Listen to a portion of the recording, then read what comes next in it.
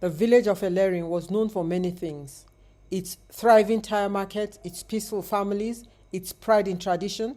But no one would ever forget the day Femi, the youngest son of the Olaiwola clan, brought home the woman who would later become their curse. Her name was Ankor, a slender caramel-skinned beauty with large innocent eyes and a disarming smile. She barely spoke during her first visit, choosing to let her presence speak. And it did. Femi's parents, Pa Dedayo and Mama Raliat, exchanged subtle glances. His sisters Ronke and Dupe whispered behind cupped hands. Even Jetta, the eldest son, who hardly meddled, pulled Femi aside. "Are you sure about her?" he said. Femi was sure, too sure. "It's either Ankor or no one," he said, his jaw firm. "She's my peace." They tried everything: persuasion, threats, even a pastor's warning that this union is cloaked in unseen battles. But Femi did not budge. Love, or perhaps a deeper entanglement, blinded him. Within 3 months, the marriage was sealed. At first, it seemed Femi had been right. The couple glowed.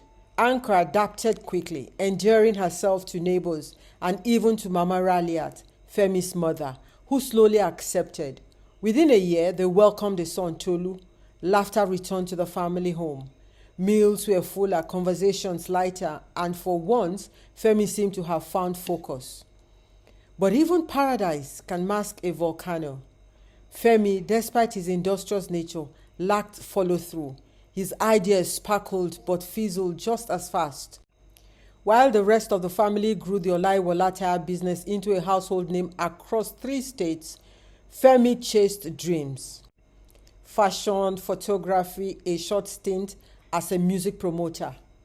"Come into the business, son," Pa Dedayo often said, "even if it's just the accounting." But Femi wanted glamour, not grease-stained hands and warehouse noise. Meanwhile, Ankor picked up the slack.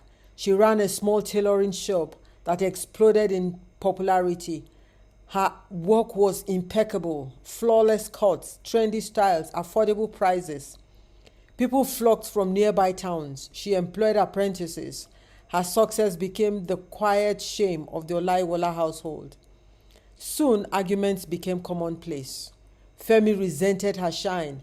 She resented Femi's sulking. Words became weapons as they yelled at each other all the time. Nights grew cold, and then Femi left. No warning, no goodbyes. He simply vanished. A letter came later, and it read, "I need to know and to find myself. Don't look for me, Ankor."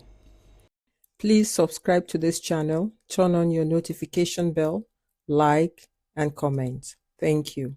He left Ankor the house, the business, and most notably, his son. Everyone expected Ankor to pack up and leave, but she did not. She stayed.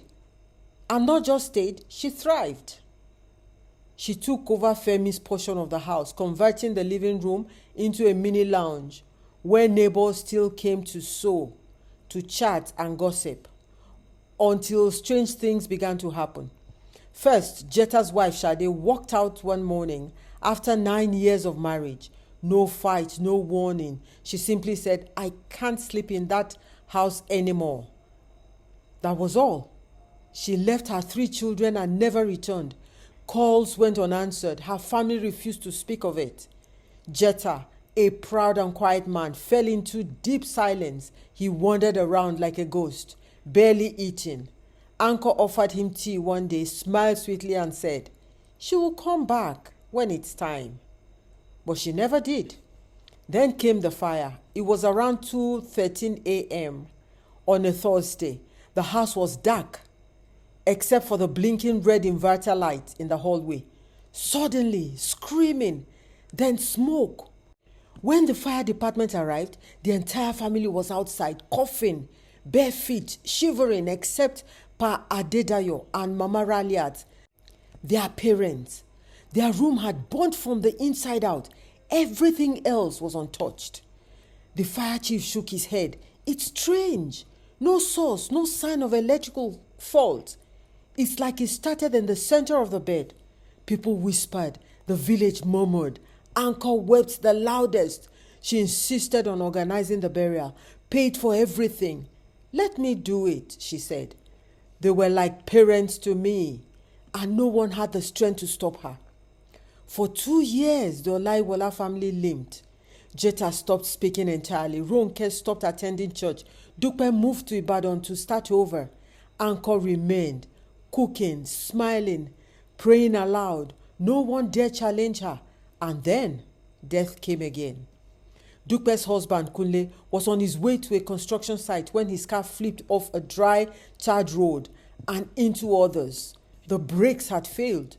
Dupe, now a young widow with 2 daughters, returned home broken.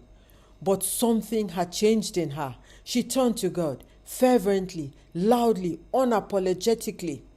Prayers kept rising, and what the devil cannot stand is revelation. The Olaiwola house had grown quiet, not the silence of peace, but the eerie quiet that settles over places haunted by untold stories. Ankor still moved like a queen of the compound. People still called her Iyawo Femi, even though no one had heard from Femi in nearly 3 years. Jetta, once the pillar of the family business, now sat for hours at the local bar. He barely spoke. Some said he often mumbled to himself. Others said he saw ghosts. Ronke withdrew entirely, resigning from her teaching job and selling off most of her belongings. Dupe remained. Back in the house, she had changed. Mornings began with piercing sounds of worship music. Psalm 91 blaring from the Bluetooth speaker at 5 a.m. sharp. She declared scriptures with force. Fasting became a lifestyle. She prayed in tongues like a warrior speaking to the very walls, and the walls answered. It began with noises.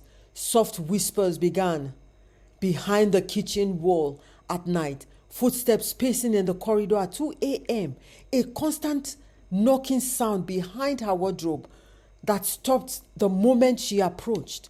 And then a voice, soft and twisted, whispered, "Stop digging, or you join them." Dupe didn't flinch. Instead, she increased her prayers. She invited her church intercessory team over for a 3-day vigil. That was when things started to shift. On the first night, while they prayed in the main sitting room, Ankor entered in her usual soft-footed way.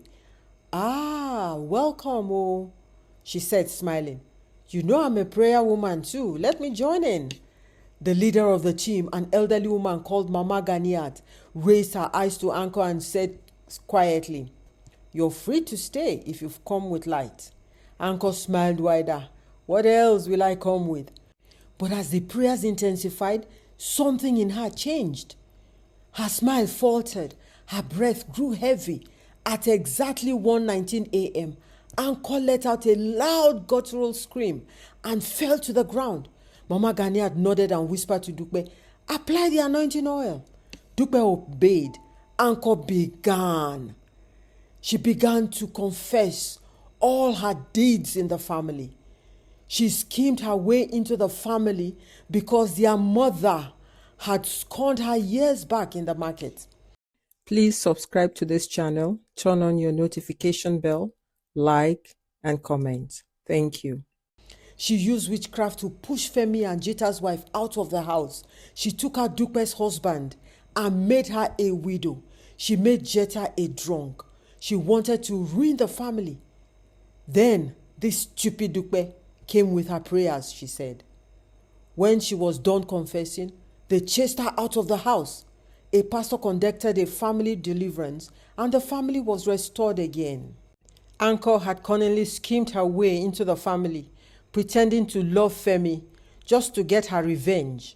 Femi finally took over the family business. Peace and prosperity returned to the family again, and they all lived their lives happily ever after.